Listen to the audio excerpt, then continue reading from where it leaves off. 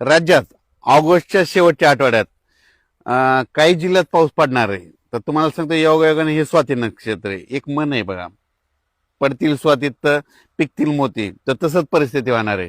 तर मग ह्या शेवटच्या आठवड्यात पाऊस कुठं पडणार आहे? तर तुम्हाला सांगू इच्छितो की त्याच्यामध्ये जिल्ह्यात नाव सांगतो. 25 ऑगस्ट पासून ते 28 ऑगस्टच्या दरम्यान वर्धा, नागपूर, भंडारा, गोंदिया, चंद्रपूर, यवतमाळ तिकडं मात्र मुसळधार पडणार आहे त्या ज्या 4 जिल्ह्यात.